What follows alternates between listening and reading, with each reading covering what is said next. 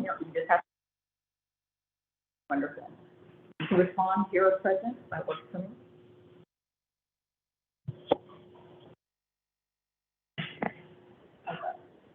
Do you want to start? Yes, please. Whatever is ready. Dr. Morgan?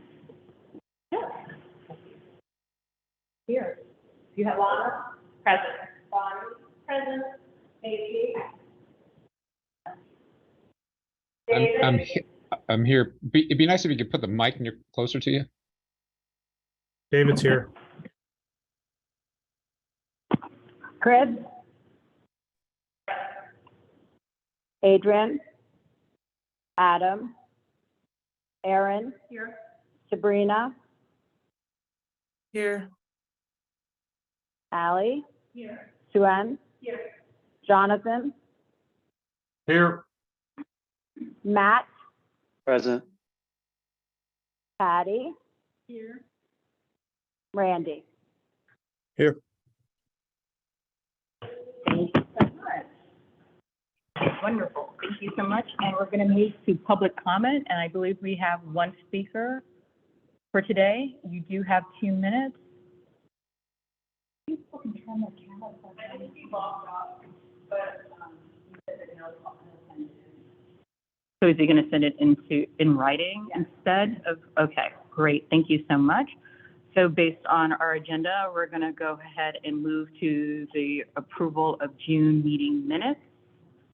For vote, do we have any corrections, additions around the minutes?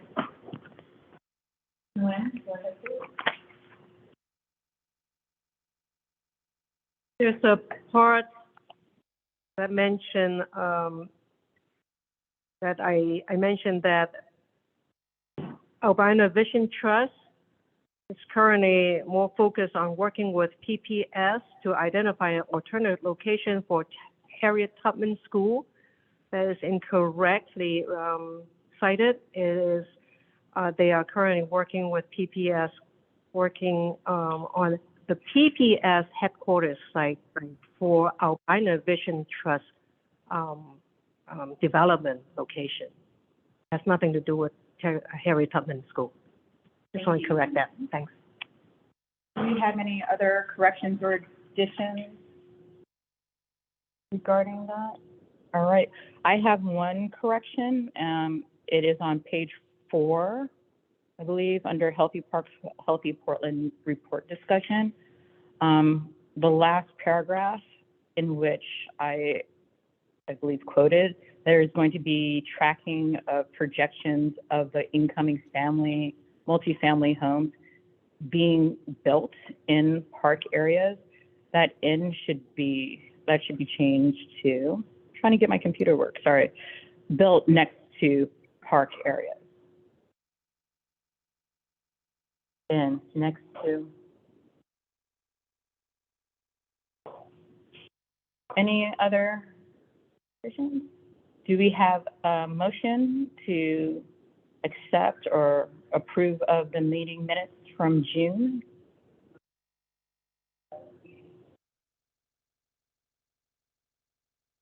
Thank you. Do we have a second? Okay, so I have a second from Aaron. Wonderful. All those that are in favor to move this forward with the amendments? Aye. Folks at home on the interweb, thank you. So we have those approvals. Any abstentions? For those that weren't here in June, are you abstentions? I believe Sabrina, are you the only abstention? Yes, that's fine. Wonderful. And any against? Doesn't seem so. Wonderful. So that moves us forward in the agenda. Thank you very much. So the next item on the agenda is we have the director's monthly report with Director Long. Thank you. Dr. Corbin, we potentially have another public comment. You said that you had submitted something at around 4 p.m. Would you like to give a verbal report out now, or would you prefer for us to read into record your comments?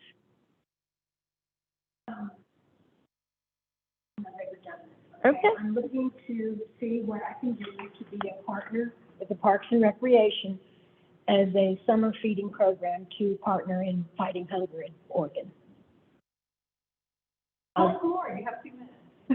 Okay, anyway, my name is Melinda Manel. Thank you very much. I appreciate this opportunity. I'm just going to keep this near you. I'm a minority-owned 501c3 nonprofit facility that's been serving the USDA National School Lunch Program, the summer feeding programs, break spot, after-school snack programs, and suppers, Department of Aging. And I've recently, actually the last 2 years, expanded to the Pacific Northwest. I'm from Jacksonville, Florida, originally. My company is A+ Lunches. It's 501(c)(3), and I'm looking for how I can get into the procurement process with the Parks and Recreation to provide the summer meal program or any other meal programs that you have through the Parks and Recreation departments to expand our business and partner with you to keep a hunger-free Oregon.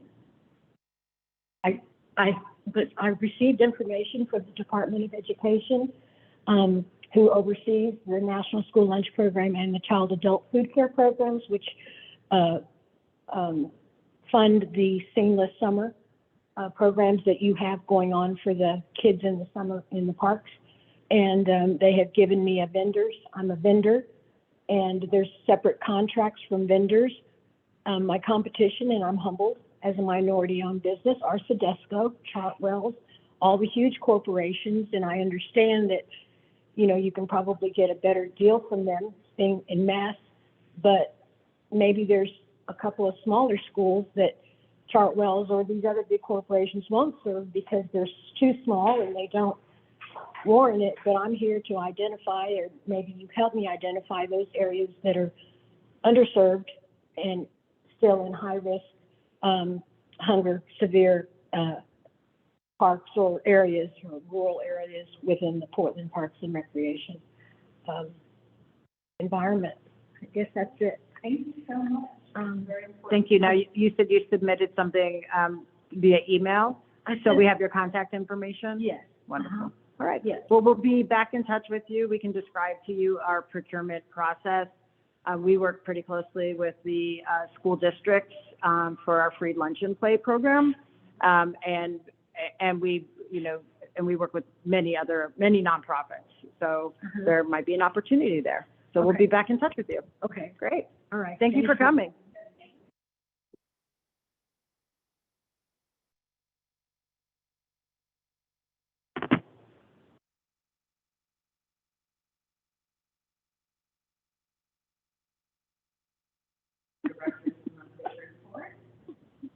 I'm just waiting for my computer to wake back up.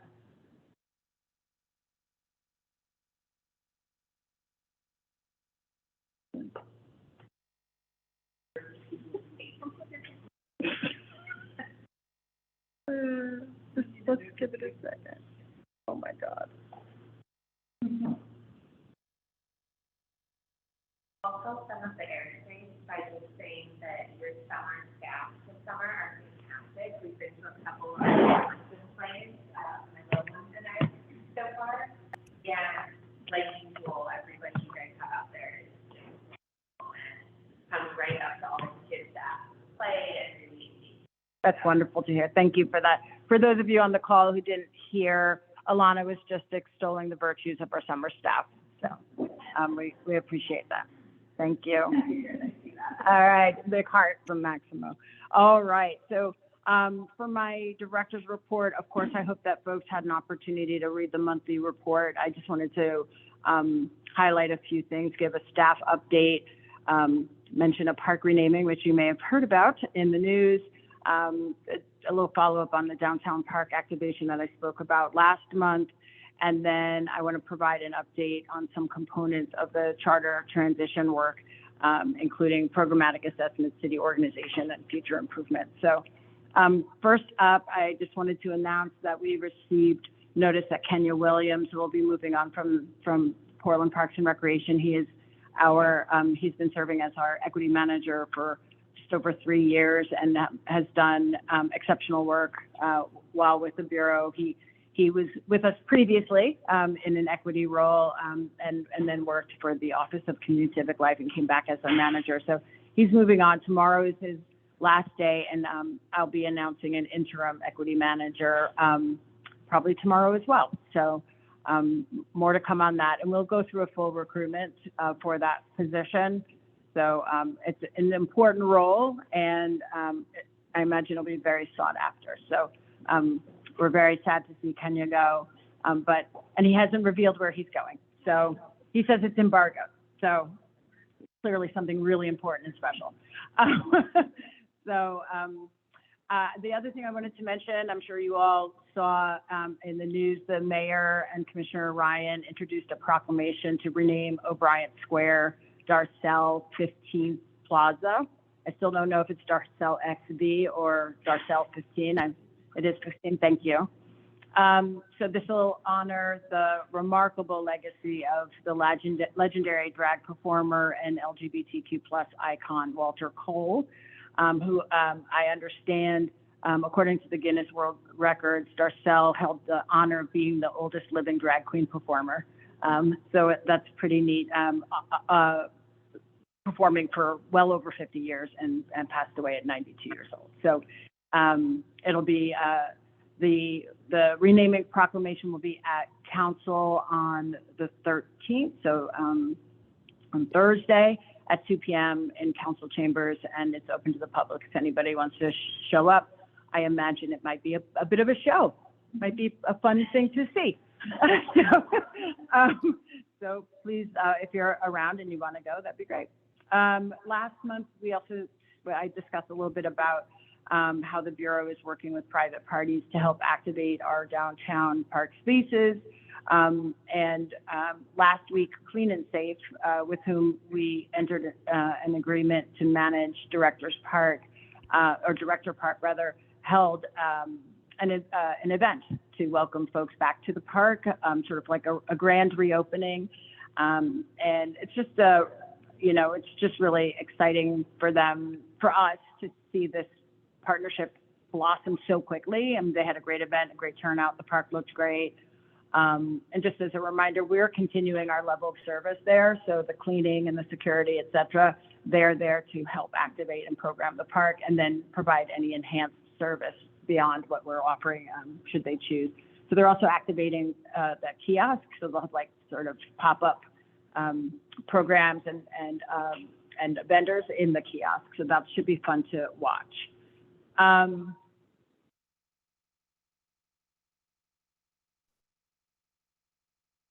Oh, and as you know, the RFI for O'Brien, I believe it's still out, and they're weighing some RFP bids. That's my understanding. So nothing's final or ready to be announced. So more on that.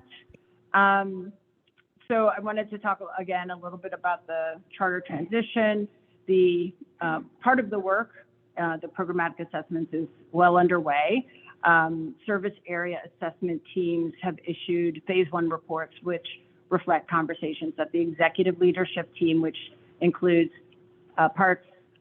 bureau directors and city council offices and the chief administrative offices, what they've discussed so far. The reports are not decisions or even recommendations, but really a part of a larger conversation that's going to continue for the rest of this summer. The other programmatic assessment that sort of happened adjacent to, but in advance of that work, is the Natural Resource Service Delivery Programmatic Assessment. That was directed specifically to us through City Council and a resolution in January. That's resolution number 36709. And so I sent an email update back in May. So I just wanted to provide another update, and I'll send this out via email as well, so you all have it and can kind of sink your teeth into it, because it's a lot of information. Since May, the Bureau directors and subject matter experts from parks, environmental services, water, transportation, and planning and sustainability reconvened on June 26th to develop a preliminary vision for a coordinated natural resource delivery model for the city of Portland. Together with facilitators from Catalysis, the group reviewed the asset inventory assessment, which included a review of nearly 140 different planning and budget documents, reports, agreements, documents, and documents for all work units. So if you can imagine, those 5 bureaus or 4 bureaus had over 140 documents that tied them together, which is, and it looks like a big bowl of spaghetti, the image. So in addition to Catalysis, the group reviewed this asset inventory analysis that was completed and presented by Eco Northwest.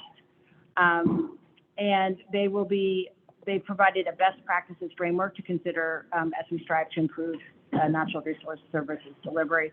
And they offered 5 opportunities for improved natural resource service delivery. So this is sort of like, I'm doing high level, but what I send out is going to have a little bit more detail. The 5 options were to keep the current organizational structure while working to increase equity and be consistent with City of Portland core values. The second option was to consolidate equitable delivery of natural area services into one organizational unit. The third option or opportunity was to consolidate equitable delivery of green stormwater infrastructure into one organizational unit.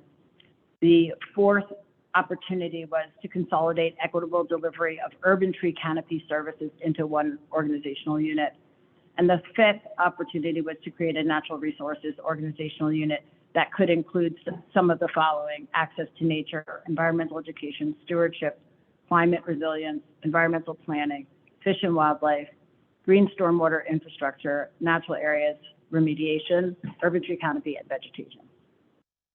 So Eco Northwest draft report, including those proposed opportunities, is being further considered by the group of subject matter experts and Bureau leadership.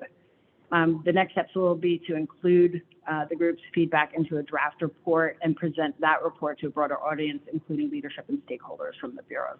So that will come to the board in some form. It may be a special meeting that's called as opposed to it coming to the board meeting, because we're paying the consultant by the hour. And we thought it might be a good idea to have a larger group and do it electronically, and then also record it so that folks can listen after the fact. We expect that the draft of the work plan report will be complete in August, in time to submit it to the CAO as per the resolution back in January.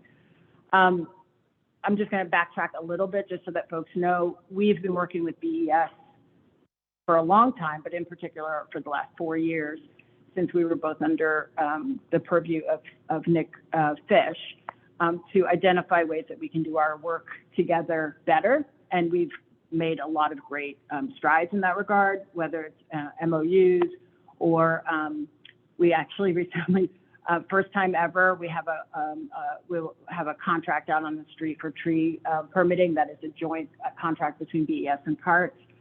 So we're doing a lot of work. This is, in my mind, just sort of furthering that conversation, but in a different way, because it's bringing in the other bureaus and really sort of recognizing the connection both with the climate resilience that lives with Bureau of Planning and Sustainability, but also the fact that the green infrastructure and the urban tree canopy that's associated with right of way, right? So it's even more inclusive.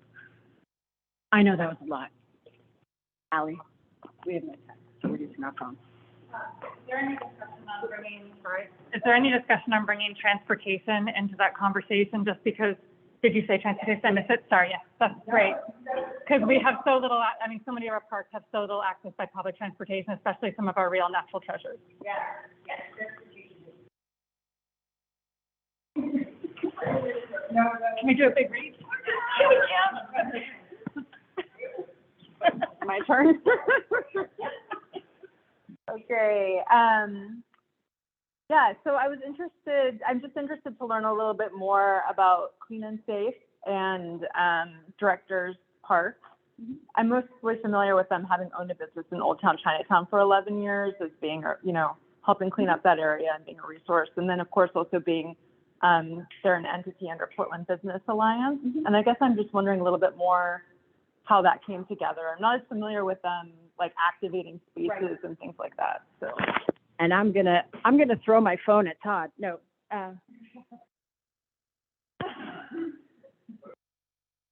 So over the years since we opened up Director Park, there's an interior kiosk space, glass building, many of you might be familiar, and we've run a restaurant out of there that eventually had to close and tried different things. We even considered having park staff there at one time during the pandemic, just because we wanted to activate the space. And so we put an RFI out on the street to try to have other leaseholders make proposals and tenants. We were in negotiations with another food operator that ended up falling through, but Clean and Safe was one of the proposers. And so then we entered into discussions with them after the other negotiations broke down. And we ended up with this arrangement where they're activating the park for a year. So it's kind of like a pilot for them in some ways and a pilot for us, with temporary activations for the kiosk. This month, like if you go there now, there's an artist in residence there that's using Legos. It's really interesting. And he's building on site and using the glass walls. It's really cool.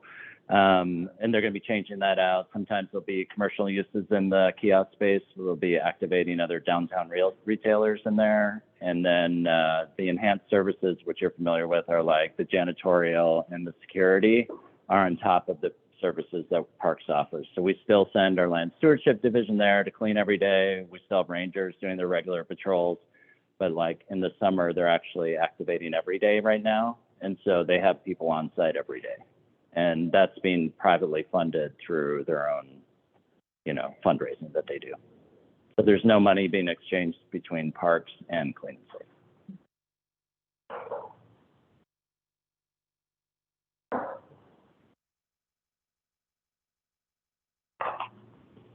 Does anyone else have any questions or comments regarding my report out?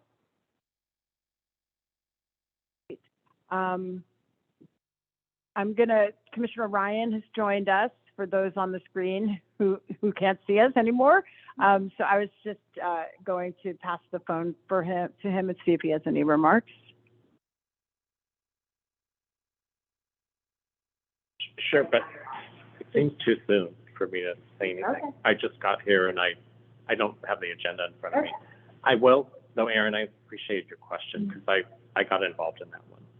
I was at a meeting, but I was at a meeting at the PBA, which is now the Portland Chamber of Commerce. Yeah. I think it's the greater Portland Chamber. And several of their members were complaining about the plazas, parks, and squares downtown, from O'Brien to Pioneer to Director. Good reason. They've been quite dilapidated, especially of late, when no one was downtown. Yeah. So they've become, sadly, a space of trade for drugs and such, and consistently.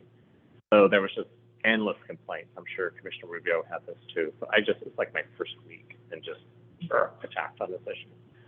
And I said, so how are you guys going to help?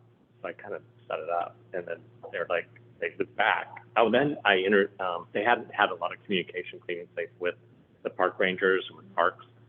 So did that thing of, reminding everybody who they are, and they had a meeting, and it kind of organically took off from there. And so their willingness to lean in has been wonderful. And I know the kickoff was really successful on Friday. And I've heard from people that are in that area that they're like tearful about how different it is today than it was, say, 2 weeks ago. So, yeah, it's a part of trying to bring life back to downtown.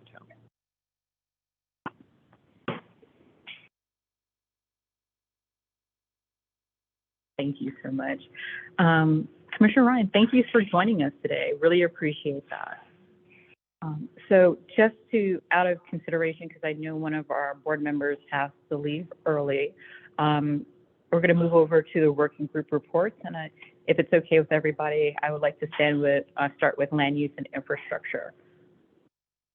Any questions regarding the working group reports regarding land use and infrastructure? And or David, if there's anything that you would like to add for the board? Yeah, I did. I'll jump in. I did add, Casey reminded me that there were two other topics that we wanted to put on the tracking kind of matrix that we have in the report. And one was the Broadway corridor and the other was the North Park blocks. So I just added those and they'll be a part of the tracking list. Wonderful. Thank you for that. Yep. Any questions? Erin, do you have a question? Yes, well, I just have, yeah, thank you. Hi, David, it's Erin. Hey. I'm not sure what, hi, I'm not sure what happened to the letter. I know, I don't know what exactly is going on with the I-5 letter. Oh, but I was just gonna, well, what I was gonna say is this, is that it's my understanding now Albina Vision Trust doesn't want any parks on the cap. So I just wanted to bring that up in their plan and whatnot, so. So you had a conversation? I did. Okay, thank you. Thank you for that. So I guess, but, We can still follow up with them more officially, but I thought I would bring that up to you about. Not sure what that was on there, so. okay, let's go pull back. Okay, And then yeah. let's have a conversation about that. All right, thank you. Yeah, thanks. Anything to add, David? Nope. All right, thank you so much.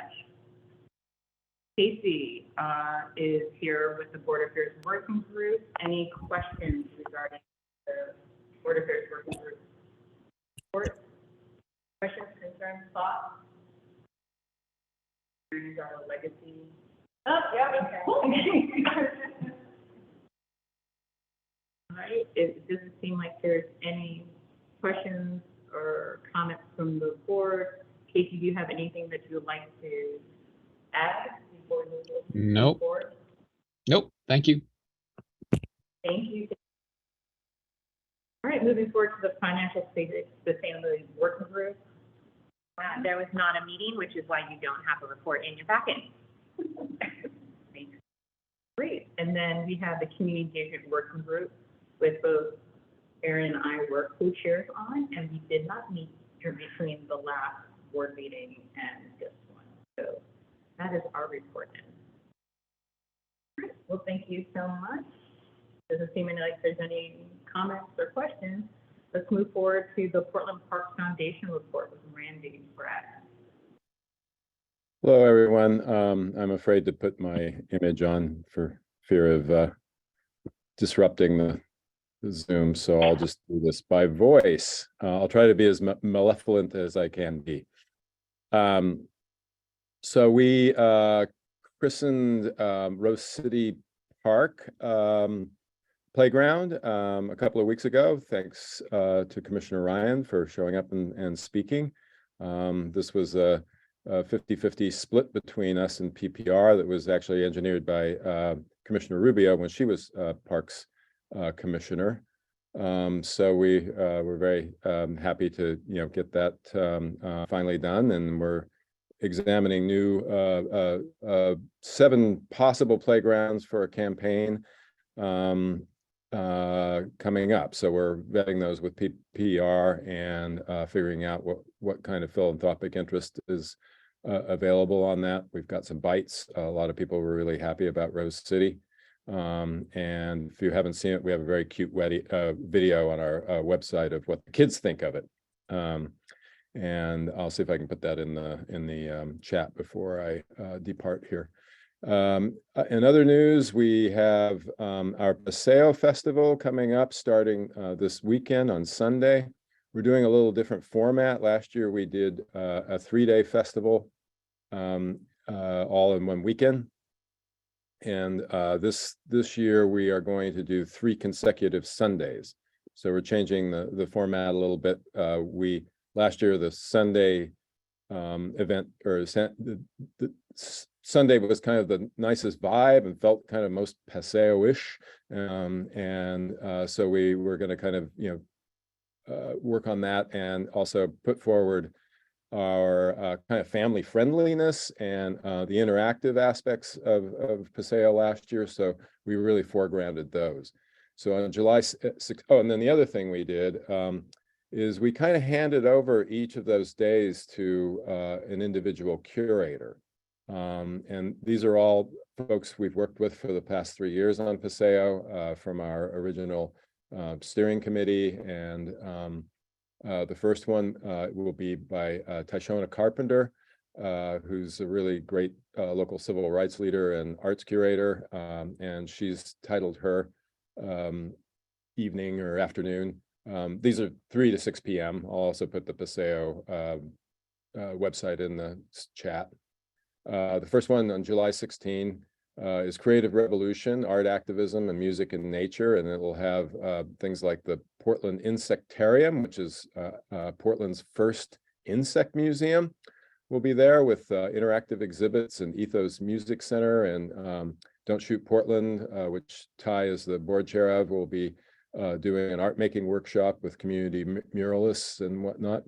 And then we'll have a synth library, which will be some interactive synthesizers and participatory sound experiences, and also be anchored by Portland's youngest professional DJ. So it should be really fun, super kid-friendly, family-friendly. On July 23rd, DJ Ambush from the Black radio station, The Numbers, is curating that afternoon, and it's Green Grooves, a Portland jazz experiment. And this is the first collaboration with KHMD jazz station and the Numbers radio station, and they've got some great stuff planned, among other things. Food and Bow and Arrow Wines will be doing some wine tasting, and Ethos Music Center will be there too. And there's going to be the Mute Gallery will be releasing a new limited series of art prints, and he's got some other things that are coming up with that. And then the final Sunday will be Land Back, honoring an Indigenous movement. And Amanda Stubitz, who curated our Indigenous area last year, and she's a community organizer and artist herself, and has got just a great program coming up with some of the folks who were there last year, like AC Ramirez and 1876 Band, which is a kind of powwow punk band. Sherry Davis, who's nationally known Native American flute player. Bunch of other stuff. Also some really amazing beadwork by Arlen Stwyer will be there. And it's all going to end with an interactive game of stick game, which if you have never seen that in action, it's pretty fun. So I hope you can make one of them. And we'll be centered on the South Park blocks again at Szymanski Square. And it should be a really fun trio of Sundays. So come down and visit us.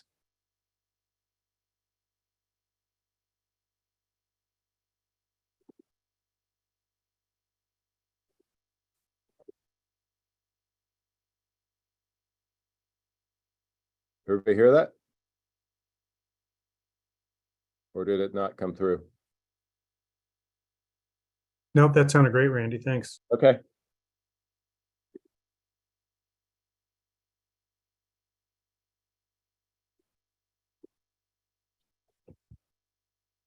The phone connection to Charles Jordan is muted still.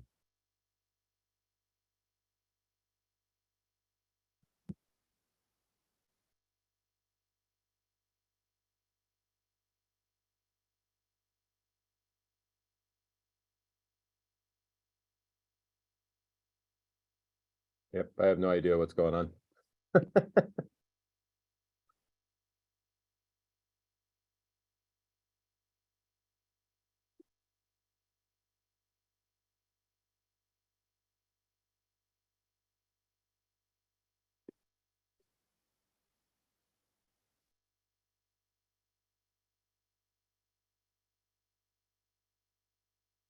Maybe they went into executive session. Jeez.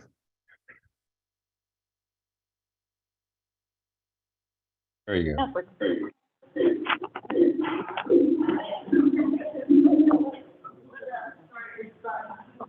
You might be holding the turbine.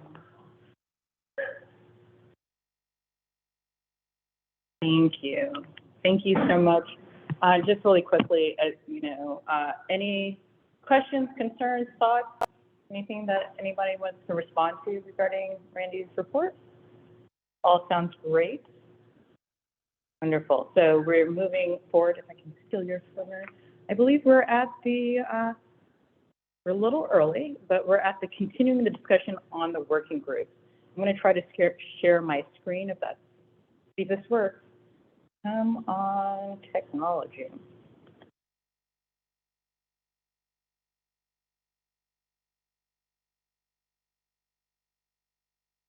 I'm going to remain optimistic.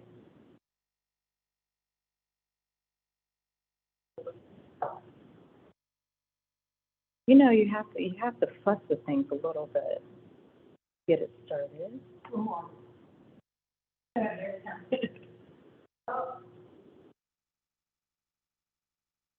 It's getting started. It says I have it shared on my screen. So for the folks at home that are on the interwebs, are you able to see the screen? Yes, I can see it. Good Yep, job. Yeah, Wonderful. nailed it. Not this. All right. Okay, it's thinking. So this is a perfect time to take a deep breath. If this can see it, that means it's delayed though. Because I'm on a different slide, so I'm waiting for it to catch up. Ahead by 15 minutes, so, you know. It's just the Wi-Fi is slow, that's the only tech issue we're having. Yeah. Like, the video works great, it's the audio, but that's the Wi-Fi. So this is us working out the kinks in the system with the understanding that here we go. It's teaching us patience. So just really quickly to center us and be prepared for the screen to shift to one slide and back. Right? We're going to be fluid today. We're going to be very fluid and not fixed. So to center us around our work, I just want to read this out to you. So this is regarding Portland Advisory Boards, Committees, and Commissions. This was read during the retreat, but I think it's good to read it again for our community members at home and for our board members that weren't able to make it at our retreat. An advisory body is any City of Portland board, committee, or commission that advises city bureaus and special projects. They are a powerful tool for community members and city liaisons to work together on government projects and provide valuable insight on Portlanders' diverse needs and interests.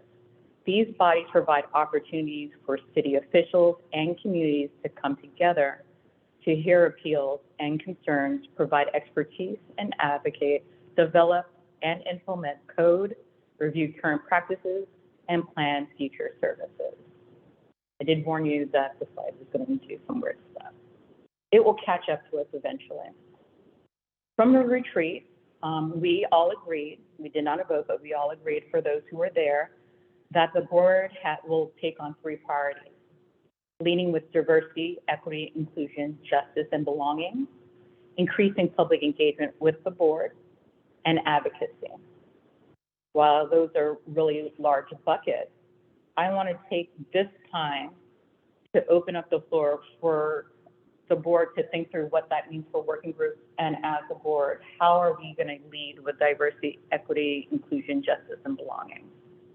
How are we thinking about it? It is our top priority.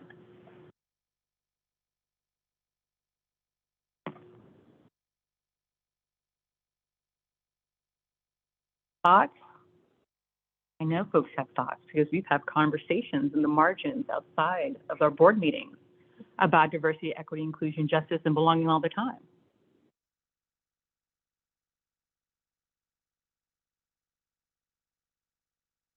Should I start us off? Okay, I'm going to start us off. So leading with diversity, equity, inclusion, justice, and belonging is understanding that not everybody has flexible schedules. So part of the work that we did during the board meeting was trying to come up with expectations. One of the expectations that we all agreed on that we will be doing our board work within 6 to 10 hours. And so making sure that we're documenting the hours that we're spending, not only at meetings, on emails, in community, should be tallied up. And that will help us understand how we can make the board more accessible for community members that don't have the flexible schedules that many of us have, and have the opportunity to engage the public in these different ways. So for me, that is one way of leading with diversity, equity, inclusion, justice, and belonging, by making the board accessible to all Portlanders, because everybody has a point of view.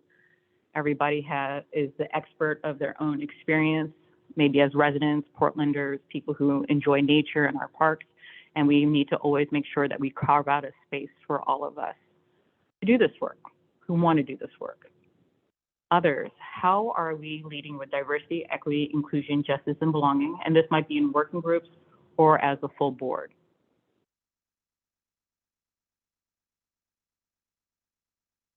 All right, Chris. Yeah. I think a lot of boards and agencies are working on how to really operationalize equity. I think one way the board can begin to do this is really highlight the data that staff have compiled for Healthy Parks and Healthy Portland, to highlight issues of equity for us in a tangible manner that we can actually provide comments on, and then using that data and that information to try and cultivate a sense of belonging and problem solving in the way we do outreach to specific communities and are engaging for comment in terms of our advocacy work moving forward that ensures justice, but to make sure that the data points don't just become talking points for disproportionality and disparities, but they're actually problem-solving data points that we're using as a board to move forward.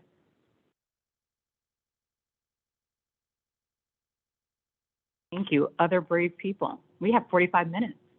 This is a special time for us to actually have these discussions and conversations among community members. Go ahead. Let's see. Is it just talk? Yeah. Okay. I got to learn more about Portland Parks by being part of the board, that learning a lot of things that I never really knew about nor appreciate. I have no idea that the Bureau is so huge and so complex. So many different groups of staff, structure that is doing the day-to-day. And from a board member, I would like to see a way to actually make a little bit more of recognition of the diversity within the Bureau. I think if we are able to make a better connection between the groups, and I don't want to use the word silo, but then I felt like there are different kind of different trees of staff members, and can the board be able to help bridge the different trees and be able to have cross cultivating between the different trees of staff, and then be able to identify the diversity of each of the trees, and then be able also make cross cultivation so that we are much more aware of the richness that that we can actually cultivate further or strengthen more. When Director Long was talking about Tanya's leaving, the first thing I was thinking, why? Who else do you want to work for? And when we lose someone who is so invaluable to the operation, maybe he is pursuing a bigger, higher opportunity, but then for us, what can we learn from that so that we continue our cultivation internally to build stronger trees and make, and I know diversity of trees is a healthy way of building our city. And so how can we make that internally as a bit of mantra? Thanks. So, and you reminded me of this because you spoke so much of trees, and the maps that are being considered right now for the redistricting, like who commissioners are all actually named 3 different trees and 3 different options. And so I do think when there are more commissioners, it will be harder to elevate, counselors, it will be harder to maybe for the Bureau to elevate certain concerns, and there will be a role that the board can have within equity, inclusion, and belonging, and in terms of advocacy. I think no matter which map is chosen moving forward, folks in the community may have thoughts about that and how they're represented and how their concerns are elevated to within the new city structure. And I think the board might have an opportunity to lead with equity, inclusion, and belonging and justice in that regard as well.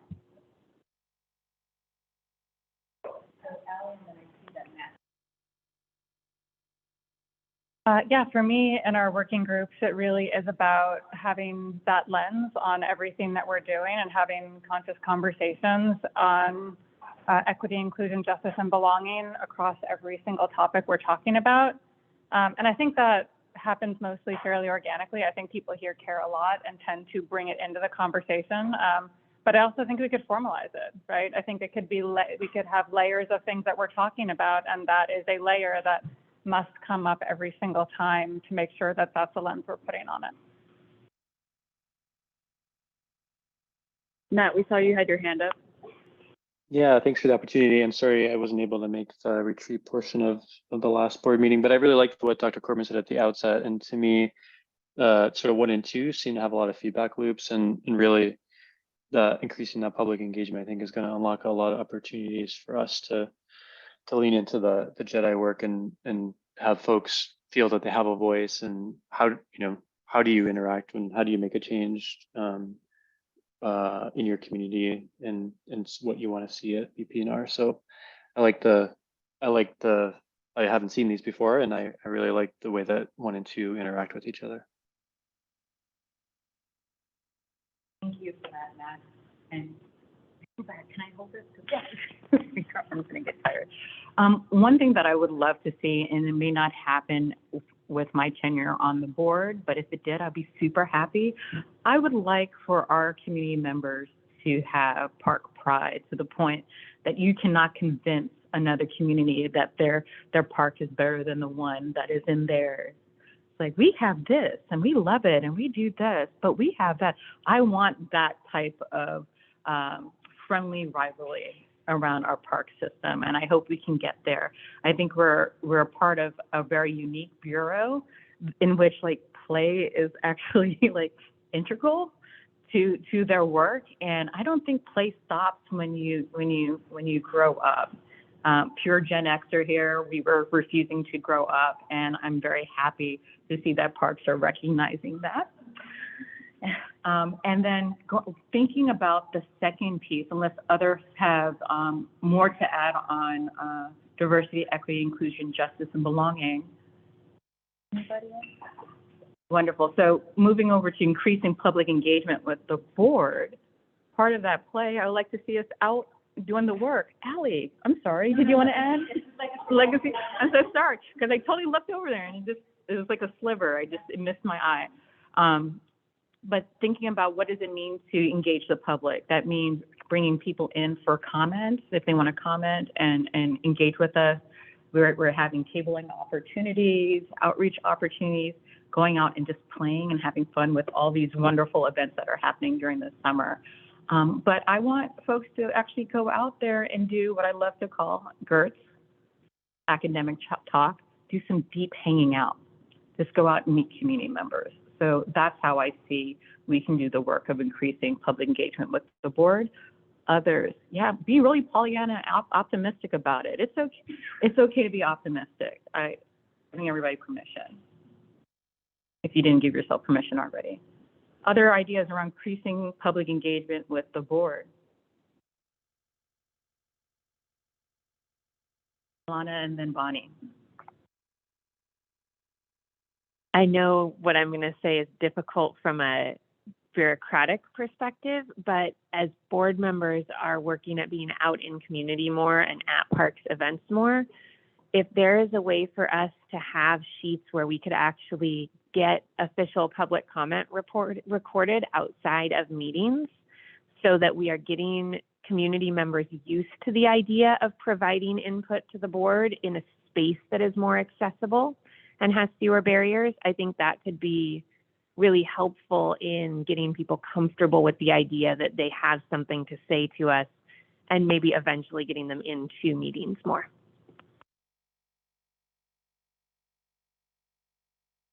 Thanks, Michelle. I think one of the things that I think would be really valuable is, I don't know who said, providing multiple pathways into the system. And I think that one thing we sort of need to think about and could be really valuable is providing an opportunity to sort of educate younger folks.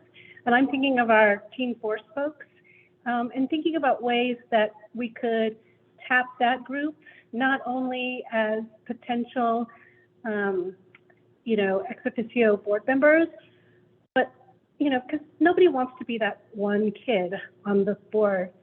Maybe they do, maybe they don't. But if they don't, why can't we have a youth advisory group to this body, right? Or a youth advisory group that is ancillary to this, that reports directly in some other way. I think that getting young people, empowering young people to get involved to that degree is really powerful and will provide them a lifetime of opportunity for leadership positions and other kinds of opportunities. And then Jonathan, we saw that you had your hand up. Oh, yeah. Hey, everybody. One idea I had here is obviously as a board and engaging with the public, we want to allow for every issue or thought or concern of the public to be received. But sometimes I think people, especially the public, it does a little better with prompts. So I don't know while remaining a broader entity to listen to the public, if there's a way to take the kind of like the hot topics or current priorities or initiatives and look ahead a bit and set a time period where we're maybe identifying a set amount of things going on with parks where we want to encourage kind of that public engagement and provide opportunities on specific issues, which I think will let people kind of feel more comfortable like weighing in if there's a prompt sometimes, if that makes sense. So like I said, on a rolling basis, because obviously those are issues that change dynamically. So staying on top of those, maybe doing it in conjunction with the work that PP&R staff is doing with public engagement and outreach to provide maybe a more comfortable access point to share thoughts and ideas from the community with us.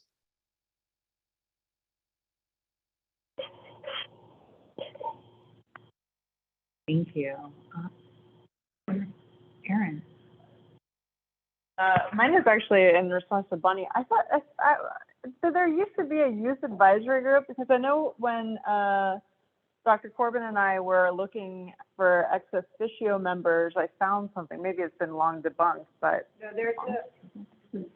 There is a youth advisory committee that is a sort of a joint effort between the Office of Community and Civic Life and Multnomah County. Okay. And we've actually recruited one of those members to serve on the Parks Levy Oversight Committee. So there's an opportunity, to interact with that group. But we do have a ton of teens and young adults who we know are already interested and engaged in parks. So, I mean, Teen Force is one, but also our youth conservation crew, in particular, also goes up into the younger, up to 21 or so. So there's, and if that's something that was of interest, my only concern would just be capacity to manage another committee. Okay, thanks. Thank you. So the next person I have is Ally, and then I will go to Casey and then Matt, because of the mic situation.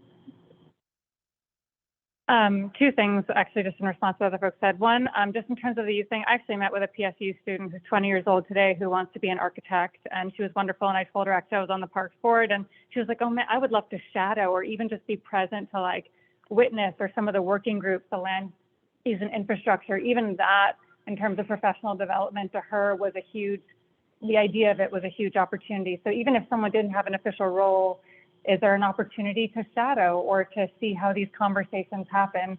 It could be an interesting conversation. I love Alana's comment so much about, meeting people where they are and allowing comments. And I would just like to say that people are already a lot of times telling us their gripes when they find out we're Parks Board members. So even just saying, using voice memo or a voice recording on your phone, and they're already talking. So to be able to do that, have a place to give it and say, would you like it to be testimony? We'd love to record it. You have 2 minutes and to do it that way. Because I've recommended folks, you know what, you can say that in the board meeting. You can show up and they're really passionate and then they don't show up. But if I had them in that moment, record 2 minutes, I bet you that it would have happened many, many, many times. Less intimidating and just really accessible. So I love that. Are we letting them? So I have Casey and then Matt.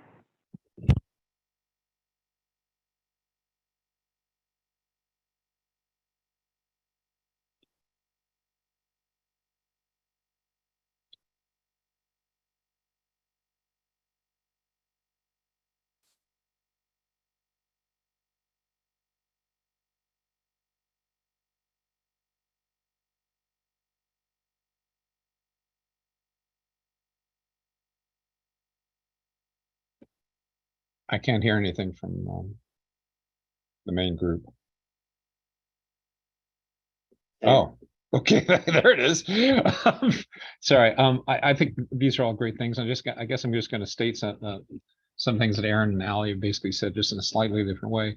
I think the corollary to increasing public engagement with the board is increasing public engagement by the board.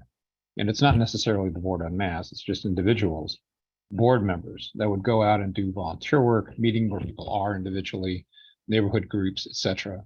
And become more engaged and improve the visibility of the board that way as well.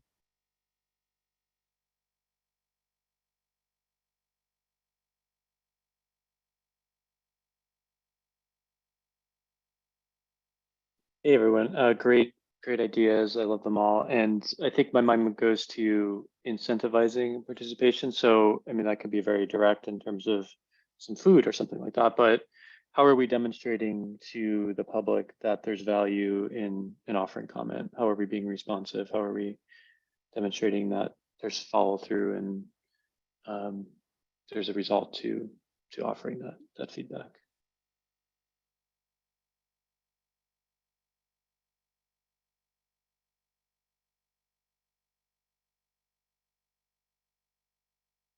Thanks. Actually, let's see. Let's go Patty and then Chris.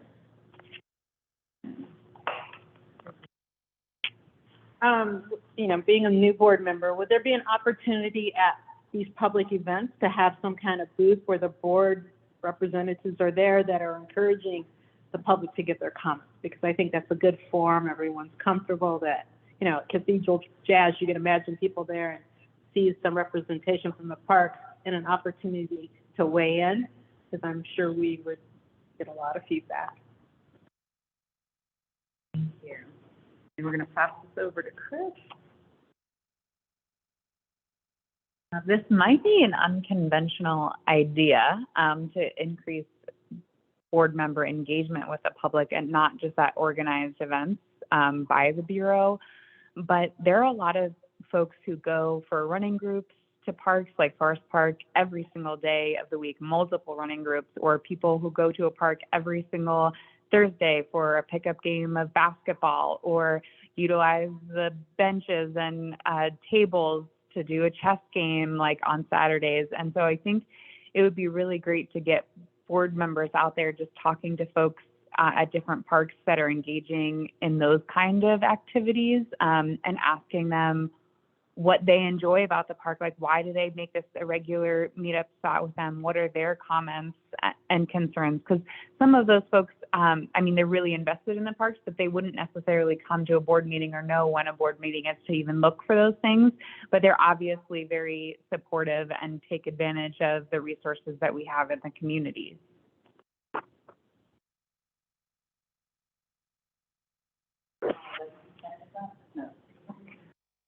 So I was at the event on Sunday, and I saw Commissioner Ryan was on stage, and Director Long, you were around, and it was such a fun event. And I saw a lot of young people wearing staff T-shirts, bright yellow, orange T-shirts, and a couple of them very young, like they're walking around, looks very official, very proud. And I think what it came across, park is cool, park is fun. And when you have a T-shirt, you wear it with a lot of pride. And I was wondering, is there a way that, you know, when young people come to a board meeting, if they're going to bore to tears, it's like, okay, this is just long and talk. So is there a way that we can, I like the kind of getting your voice, your input, and if we as board members, we have our so-called a fun T-shirt, right? When you go to a park and you see rangers, right away you feel like they're so approachable, and you go there and then you can ask them things, and then they will tell you stuff that is so cool. And then so for board members, nowadays, it's like, okay, you're a stranger. Why am I talking to you? And there may be something that's really neat that would say, yeah, I'm on the board. Ask me stuff. Or what do you want me to know about your ideas? Show me ideas. And so there's something that it makes us be a little bit more friendly to engage and invite others to say, hey, there's a board member, we can ask this so-and-so something, and we have to be knowledgeable too. We can always say we don't know, we'll find out. But maybe this is where we know the protocol of what can we do as a board member when we are engaging, go through a training, and then be useful out there.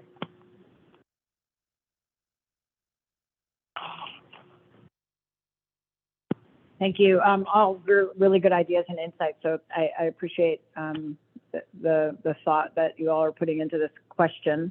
I want to remind folks that we have created an opportunity for Parks board members to participate in the listening and learning Wave 3 that's happening this summer.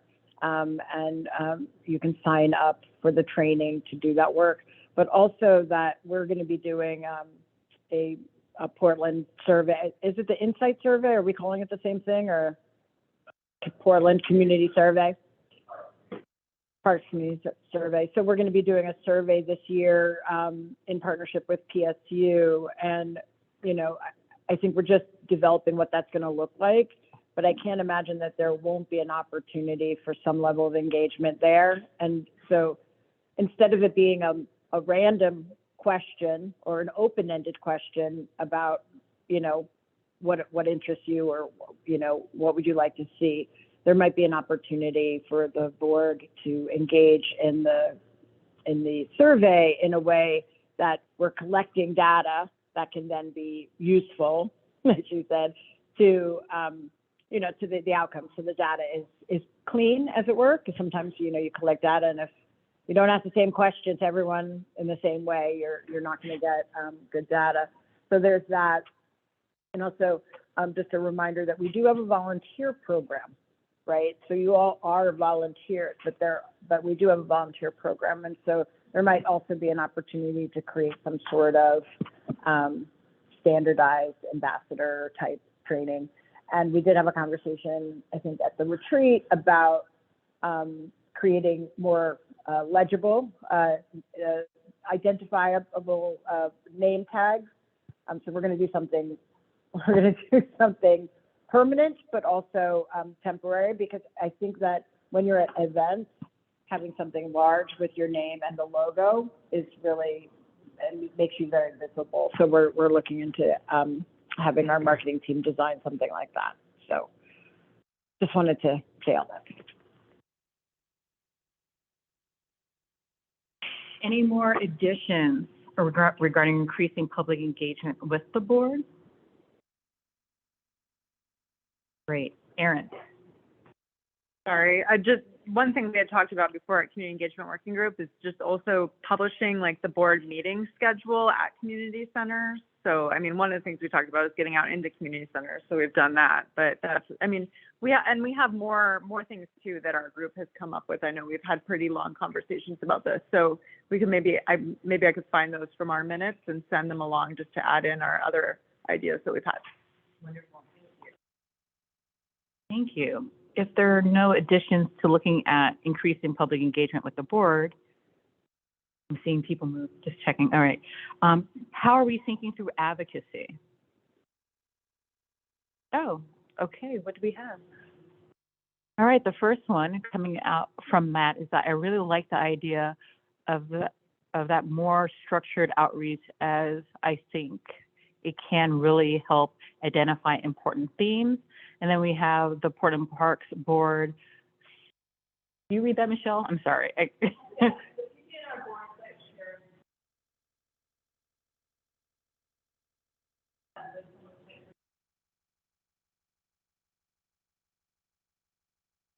Wonderful. Yeah, could we get that in our notes so we can fold that in and have those conversations? Thank you for those additions. All right, thinking through advocacy. How do we advocate? Allie?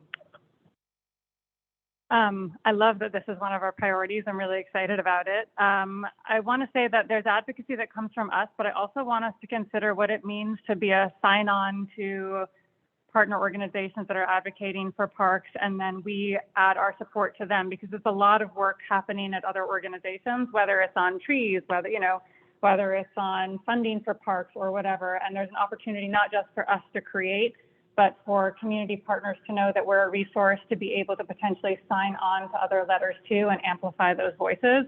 So it doesn't all have to come from us. We can also be a support, and I think that will also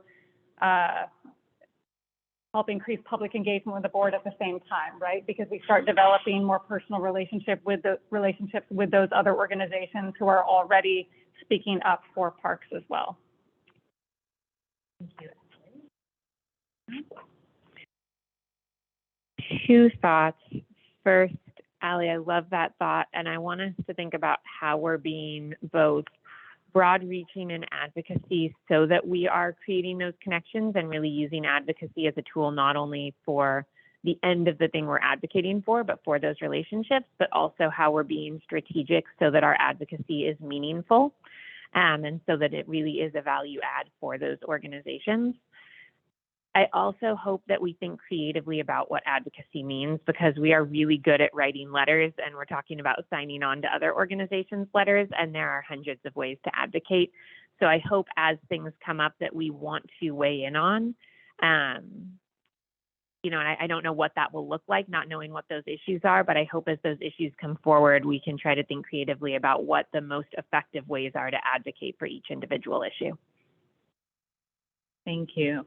And if we are planning to really go forward with this advocacy thread with our work, that means that we have to be on top, right? We have to be ready to put out letters or show up in these particular ways versus waiting after the fact. So one thing that we might want to consider is, like, how are we engaging in media? Where are we pulling from? What are we following? So we can respond or even preempt some of the an opportunity to actually advocate on behalf of Parks and Rec. Other ideas?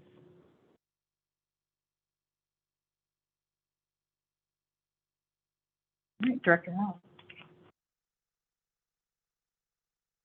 Not so much an idea, but sort of cautionary tale. So like with the media piece, love that idea, but it really needs to be in close concert with Parks and the council office, because yes, it could be a great tool, but it's quite a dance navigating the world of press and media, especially if it's an item or an issue that's really sensitive or a hot topic. So don't talk to the press before you talk to us. Thank you for that cautionary tale. May we all adhere to it. Other ideas, and also other wants, because not all of us, maybe we want to write letters. Maybe we need to show up and say something. So like keep that flexibility, that fluidity as we approach this new work or continue this work. And Director, I just want to add, because I think it's always good to not talk to press until you have done your homework and you know what you want to say and why you want to say that and what questions you're going to be asked next. But I do want to point out that there are a number of folks on this board who have experience working with press and who know how to do that well, and where there are places where the board's voice can be useful with the press. I hope that the Bureau and the Commissioner don't hesitate to let us know that, especially as we try to double down on our advocacy work. Thank you, Alana. Any other thoughts? Erin, I saw you go. I saw you reach for it. This is the time for discussion. Go for it. This is not like a fully formed thought, but I guess I'm wondering around advocacy, just thinking more broadly about how we decide when we're going to advocate something for something.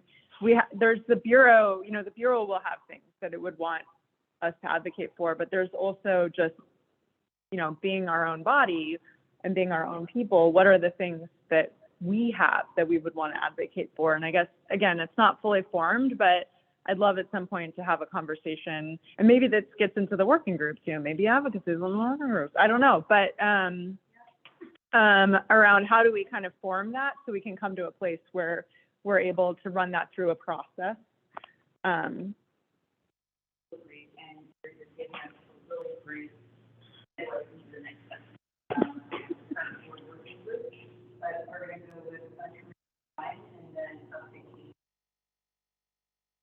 Okay, hi. Boy, I could sure relate to being prepared for the media. And I'm sorry I was distracted, but it's because things leak really quickly. And so I was dealing with something I don't want to talk about tomorrow, and it looks like I'm going to be forced to talk about it. So that's what I signed up for, unfortunately, at times. But I can't tell you how important it is, if you can, to be disciplined. I think what I want to say is, first of all, thanks for letting me be here. This is fun. I'm really comfortable jumping in, and I often don't have my thoughts all clear when I start talking, which is really a bad trait for a politician. And I don't care, because I'm a public servant, and we need more authenticity and less games. What I'm struck with is, and what I love about this, it feels like you're helping the board, and your leadership is really noticeable here on the how, and how you're showing up, and why you're showing up.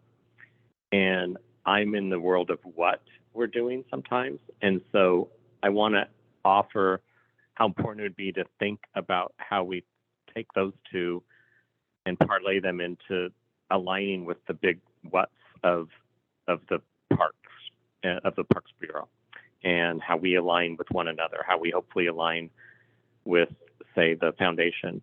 And I'll give you a story. I always learn better by stories. So when I got this assignment, I was told that Parks Districts is something we've been working on for a while. I said, great. Next thing I know, I'm driving down to Salem. I didn't know what the heck to talk about. I was briefed in the car on the way down, and then I'm in front of legislators for 15 minutes. It was fascinating.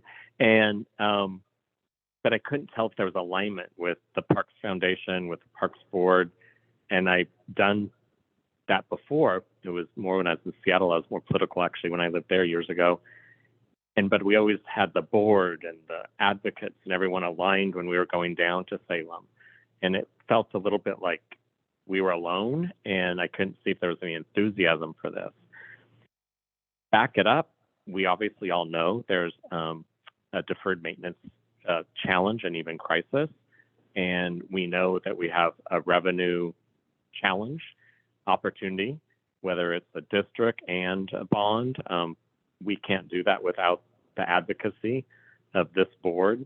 And I would want to be aligned with thinking out loud with all of you about that. And I think that I also wanted to then pivot to say, I love the term operationalizing equity. The former job I had, we were really big on that because there's been a lot of speeches, a lot of trainings, and very seldom do we see how it's actionable. And the community wants to experience it. They really are tired of people talking about it. And so, and you all know this. So like some examples with deferred maintenance is you can make that have an equity scrub to it and where you do that maintenance and why. And obviously with swimming, it's swimming proficiency. And we know there's a gap between kids of color, specifically African-American kids, not having access to pools, which is why I made the bold decision to put it exactly where it's going, because it's more access to children in PPS. So it was a kids-based, family-based decision. And I did that with an equity lens in my brain. Tree canopy, even if you weren't here, I would have mentioned that, Jen. And we're living in a, it's not even like global warming, it's just we have crazy weather and it's extreme and it's really effing hot.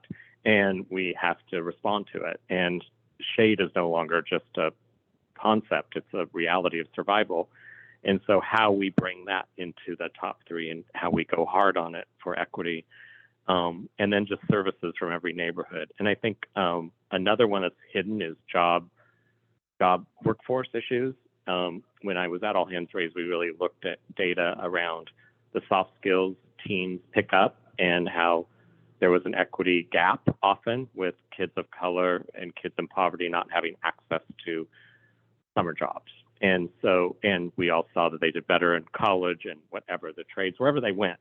If they had a teenage job and they learned that type of discipline in their teen years, they had a much more successful life. And so Parks is probably the biggest, we hire more teens than anyone, I think, in the market. I'm going to keep saying that till someone tells me I'm wrong. Oh, we are? Yeah. Okay, good. I'm not lying. You probably told me that. I just didn't know. But it always felt that way growing up here. And so I just wanted to put in my 2 cents about how to connect the dots between the way you're doing your priorities and how they can connect and align with the what. Because I live in a city, my hometown is really good at having a lot of ideas. And I deal with that daily, people coming to me, and I'm now putting it back on them. I'm like, here's the 20 ideas, pick 3 that we should focus on. And boy, it's hard for people to do that. But we as board members, I'm saying we because I'm here right now, we have to think that way. We have to focus. We're a city in crisis on so many levels right now. And if we don't focus and get some win somewhere, we're screwed as a city going forward. And Parks is one of obviously our most joyful assets that everyone can get behind. So we have to keep going hard on Parks as an economic driver, as a community driver, to stop this pretty scary outflow of children and families from the city of Portland.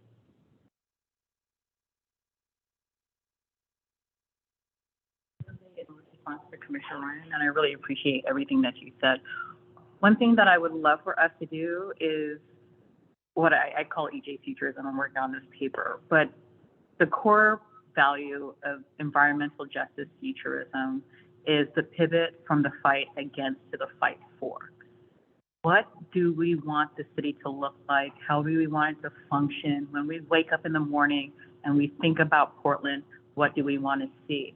And that becomes our North Star to actually going from what we imagine it to be. So it's the fiction before the fact. So how do we keep on operationalizing equity, thinking through all of the wonderful things that you've talked about? How do we move it from trying to get away from something to moving towards something? And I think that optimism is where we can actually roll up our sleeves, get the work done, and have a whole bunch of people alongside us to do the work. So I just wanted to put that out there. It's okay to be optimistic. It is okay to be optimistic. Wonderful. And then if we can take it to Casey. Hey, I really don't want to follow those great things that both Commissioner Ryan and you just said, because I'm just kind of coming as a lawyer and remind everybody that there are provisions in the bylaws that talk about how and when we can advocate. So, as we're starting to think about this, we may want to think about amending the bylaws or not. And then the other thing I just wanted to follow up on something that Aaron said is, as we go through the next couple of years, it's very possible that we will have to start advocating for ourselves. Depending on what the new roles of working groups, or not working groups, but advisory groups, particularly the Parks Advisory Group, is going to take shape as the new governance within the city takes shape. But I really appreciate all the words from Commissioner Ryan as well as Chair Corbin.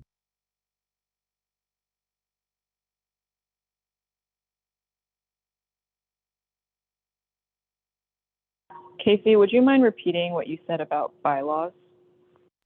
Yeah, there is a paragraph in the bylaws that deals with who can advocate on behalf of the board and what a board has to do before taking a public position. And I'm happy to share that with anyone.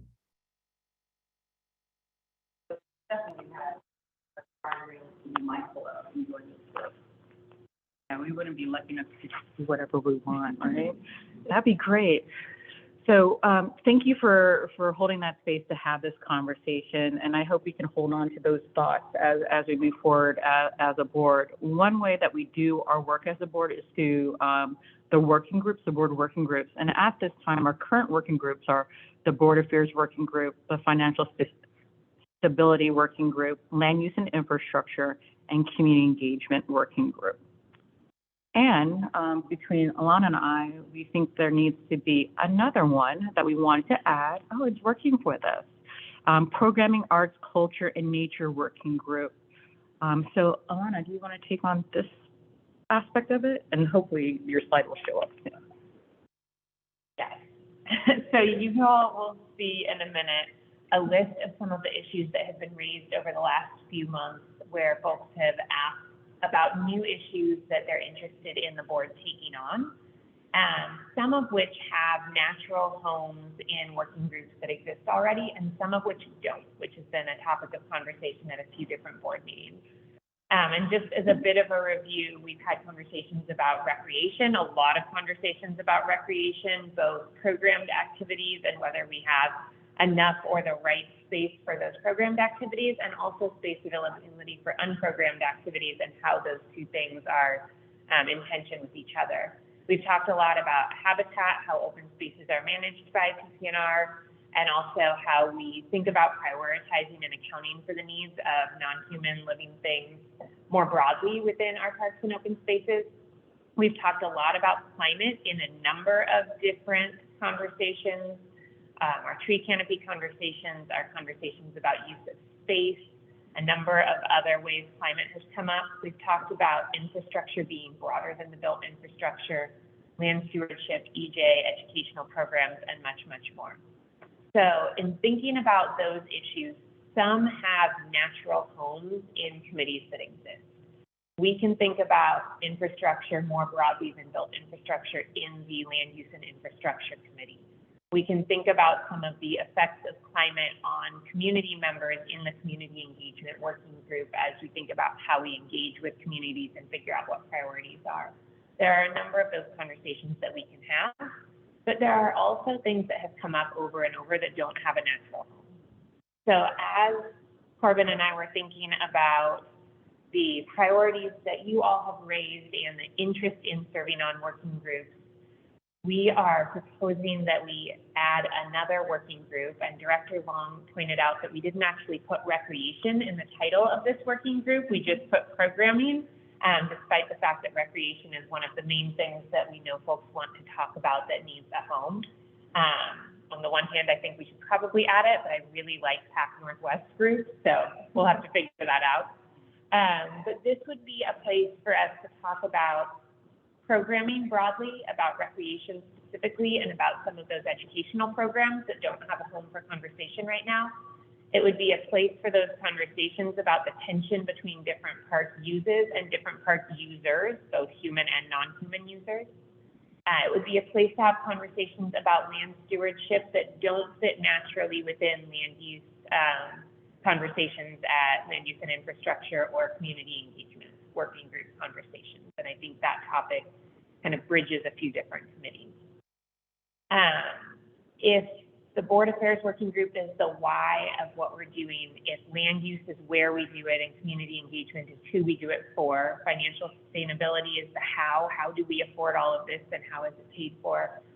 What we're missing is the what. What is it that Portland Parks and Rec is doing that we want to weigh in on, and this group would fill that gap that we have right now. I love that you talked about those W words earlier. It was such a perfect transition. So we are proposing putting this new work group in place because we know that there is limited capacity and we know that folks are interested in spending 6 to 10 hours a month on this work. We have some other proposals that we can get to after questions around how we make sure that we don't, in adding another work group, stretch folks too thin. But before we talk about that, Bonnie and Sue-Ann, questions? I really appreciate this framework for how you've defined how the questions get, triaged into the different working groups. But I think that the financial sustainability work group as the means to be able to do this work is one aspect of the how, but I think there's lots of other components to the how that don't really fit into the financial sustainability work group. And I'm thinking of things such as, we discussed earlier the context of the advisory bodies overall and how they're going to fit into the new government structure and the new charter. That is definitely a how question that I think doesn't fit neatly into the financial sustainability work group. So I think that I love the direction that this is going, but I think it does need a little bit of refinement.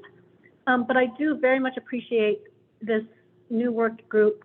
I am a little bit concerned about capacity though, because again, we have 16 board members and we have, to have 5 work groups.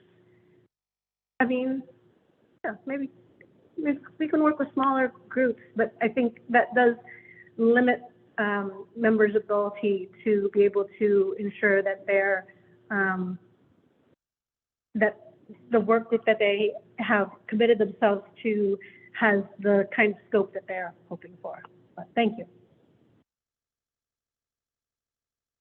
Thanks. I love what you addressed here. But I'm a little bit more aligned with Bonnie regarding the number of work groups. And I'm looking at how, I think I had a conversation with some of you before, community engagement should actually be, every group should have community engagement representatives to say what you are designing to do, how is that going to affect the community. Everything we do needs to answer to that. And when Commissioner Ryan, you came the first meeting when I was on the board first day, you were talking about activation. And I used that as the measuring ruler to say, okay, if I support this, how is that going to fulfill the activation, right? So in what we do as a parks entity, it's always about how is it going to affect the community, whether or not it's community of animals or community of the neighborhood. There's always going to be the benefactor, and the community becomes that. So if every work group, like let's say the board affair, land use, and the finance, how does each of these benefit the community? So I saw a community to be interwoven into those three. The one that you just added, I did not hear you specifically address what does that mean by adding the word arts and culture. I'm very passionate in those two words, and it has a whole slew of things you can do. But I am hoping that that should be very instinctual. We do that. It's like how do we make a decision that will benefit the community? And arts and culture is the spirit of the community. And so to separate that into another group, and yet I don't know how you define arts and culture yet, but I would hope to say this, get back to your Dr.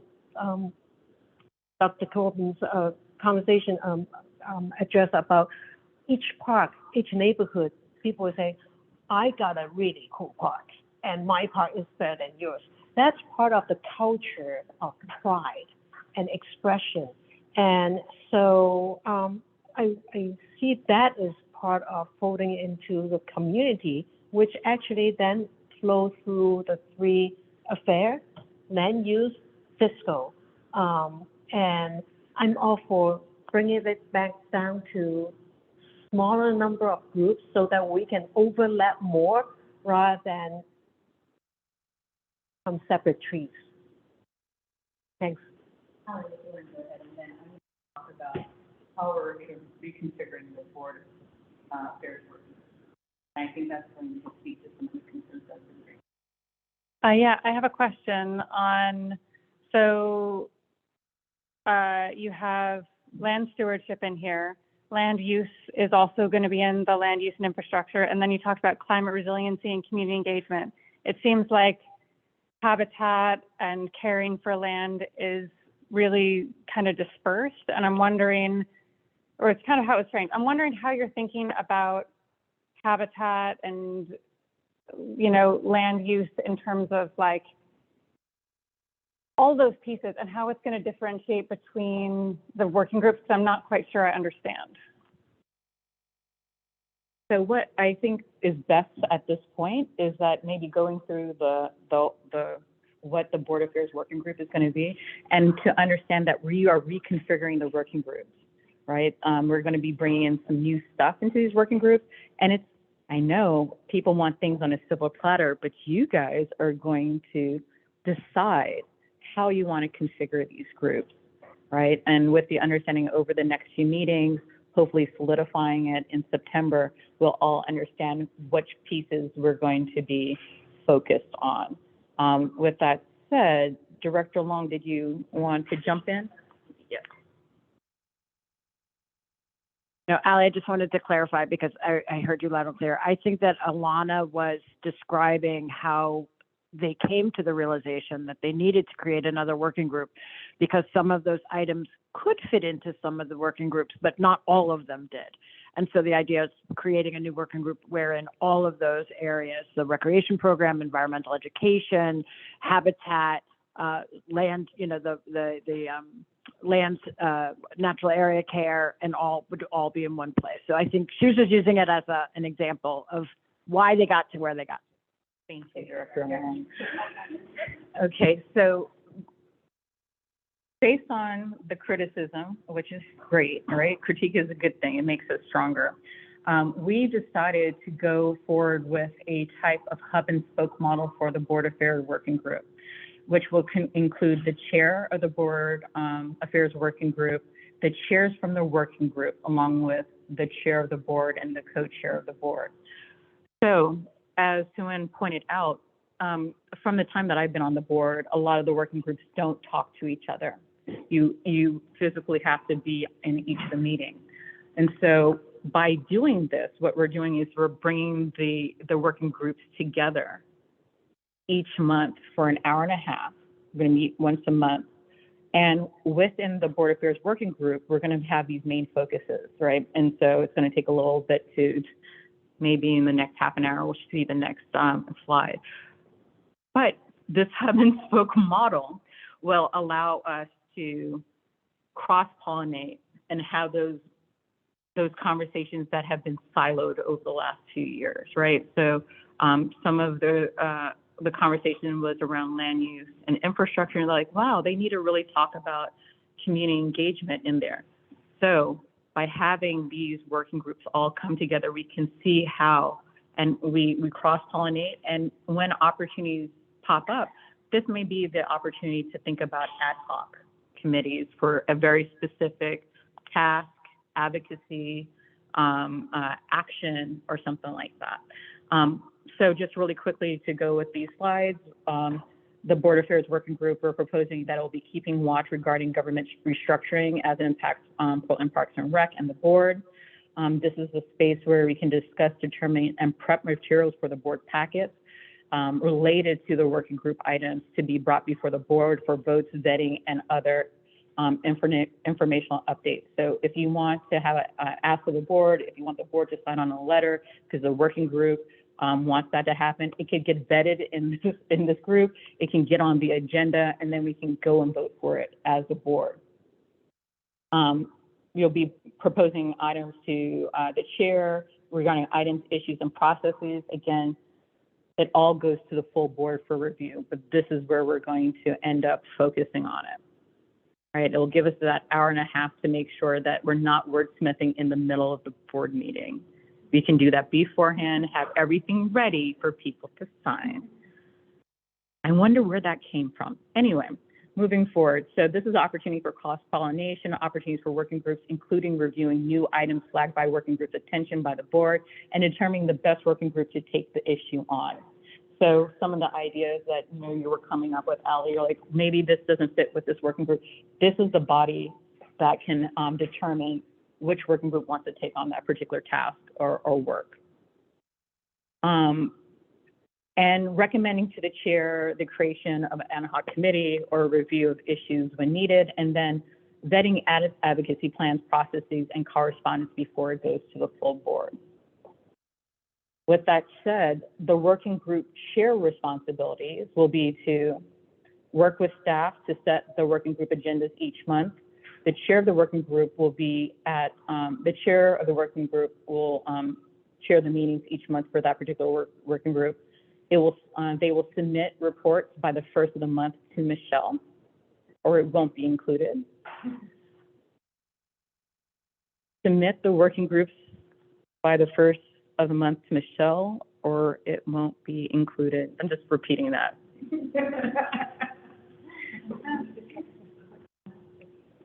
Yeah, I'll make sure to do that. Thank you so much.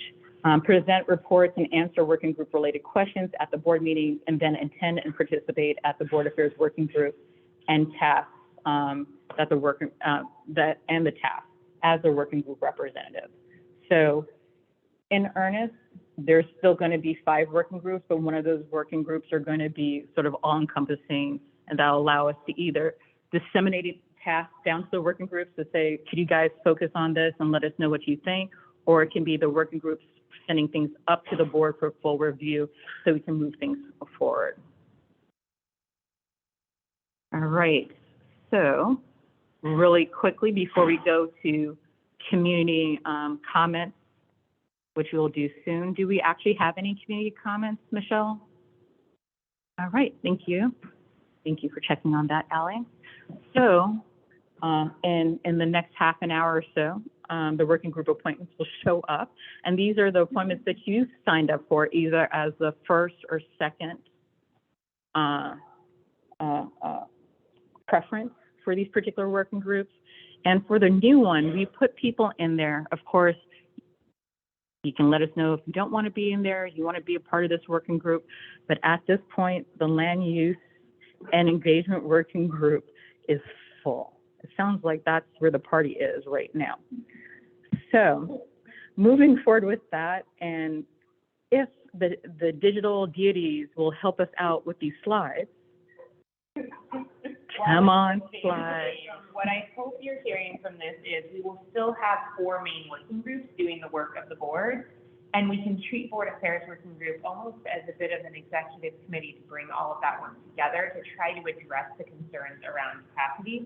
That does mean we will be asking more of our chairs in terms of capacity, but it prevents us from having to ask more of all board members to make this. Sue-Ann. The slide decides whether we want to show it. Can we entertain maybe like a co-chair type of relationship per working group so that you are at equal footing of understanding the issues, the responsibility is not loaded on one particular person, everybody's busy, so that every working group got a pair of co-chairs. Yeah. And Erin and I did that. We did back and forth with the agenda every other month or so. So that does work. And the digital deities have blessed us with some data on the slide here. So thank you. From above or below or through the interwebs, thank you. So what we have right now is the Board Affairs Working Group will be consistent of Casey, Corbin, Alana, and the 4 working group chairs, which are being determined. The Community Engagement Working Group, I will also be on that. I won't be chairing, but the folks that signed up for that will be Sabrina, Patty, Chris, Allie, and Adam. The Fiscal Stability Working Group, Elena, Bonnie, Sue-Ann, Casey, and Jonathan. The Land Use and Infrastructure Working Group, we have David, Corbin, Patty, Adrian, Chris, Matt, and Allie. Patty, I'm sorry, she gets her full name. Yeah, you're only this time, Patty, okay? And then for the new one, we're really hoping that Adam, Alana, Bonnie, Erin, and Jonathan will step up. This is a bit of a heavy lift. It doesn't have to be. And if you're not interested in a heavy lift, guess what? You can email me and say, you know what? I don't want a heavy lift. I want to do something else. But this is where we are right now. If you choose to accept this, thank you so much. If you want to add on to another working group or change around, please email me because I would love to have this solidified in the next week or so. That way, when the Community Engagement Working Group meets next week, and again, we'll go ahead and send out some information where everybody knows when the groups are meeting so far, along with some of the I guess a bunch of folders of information so you can have that. And we are working with staff to figure out moving what we have on Google Docs as far as toolkits and information and moving it to something more accessible for the full board. So I'm going to open it up to any thoughts, questions, or concerns. And it looks like Director Long might have. Oh, yeah. Just to add on to Corbin's comment about folders and access and where you can find all the files. Everybody on the board should have access to the folder that was linked in the email that was sent this month with the packet. So there should be a link. It'll take you to SharePoint. Oh, okay.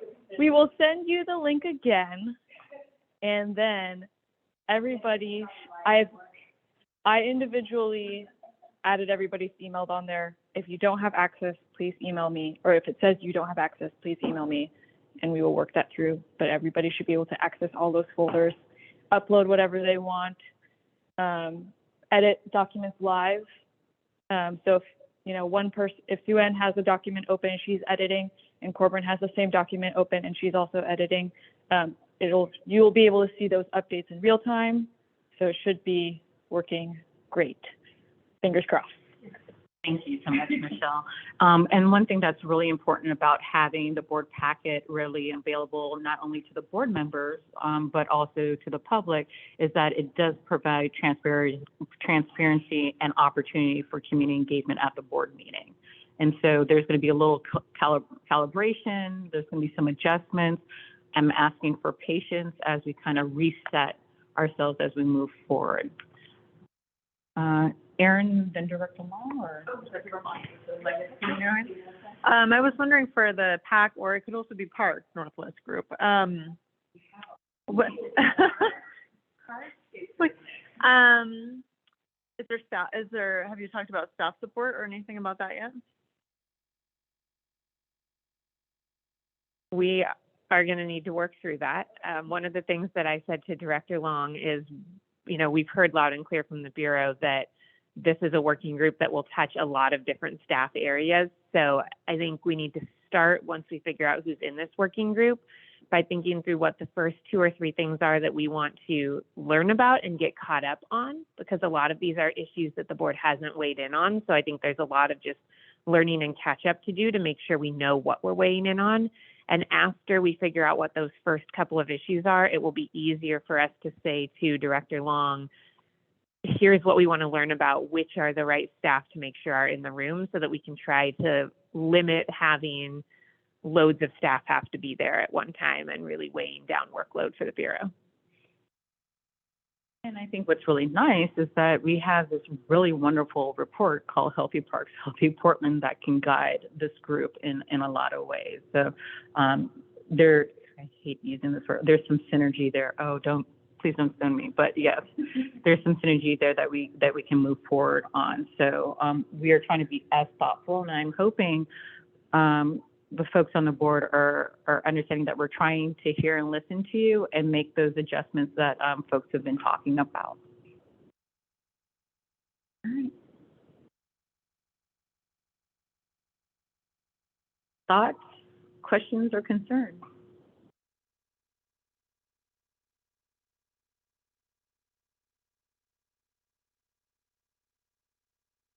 Director Long. Thanks.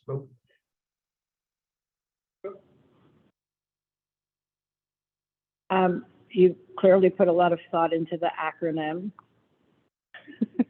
for the new working group, but I would like to have the opportunity to have a conversation about how it's represented in thinking about how the staff who will be supporting it will respond to the name, and if they'll want to see themselves in it.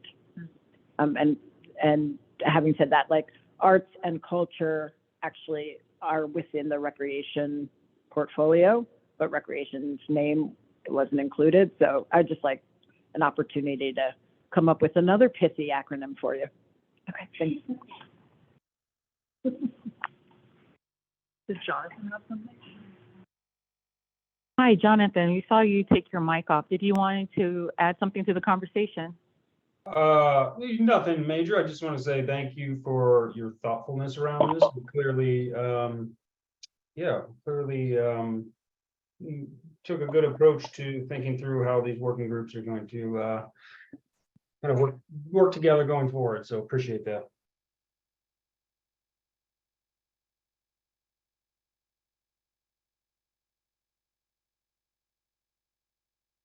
Jonathan, can you repeat yourself? Sorry.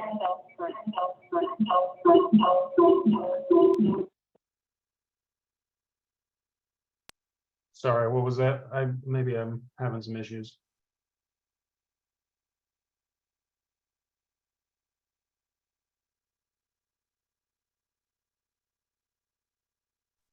We may have lost him.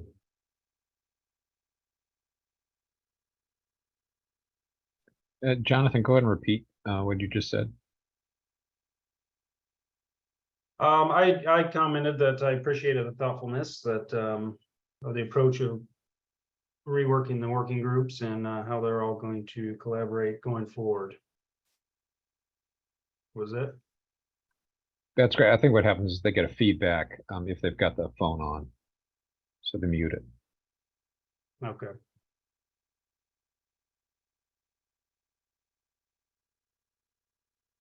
Yeah. So we have 2 minutes. This is what we're looking forward to. We'll be sending out an email that will provide a little bit more detailed information as we move forward. We did agree that when I do send out an email, how many days do you have to respond to it? Wonderful. Yes, You have 3 days to respond, unless it's a weekend, right? Friday at 5 p.m. to Monday at 9 a.m. is the weekend, right? So if I send something on a Friday at 4:55 p.m., I literally don't expect you to get back to me until Wednesday. So that's how we're working on. But that looks like that is our agenda for today. Feel free to either email me and Alana if you have any questions. But unless there's any other comments or concerns, I believe this meeting is adjourned at 6:59 p.m. Thank you, everybody.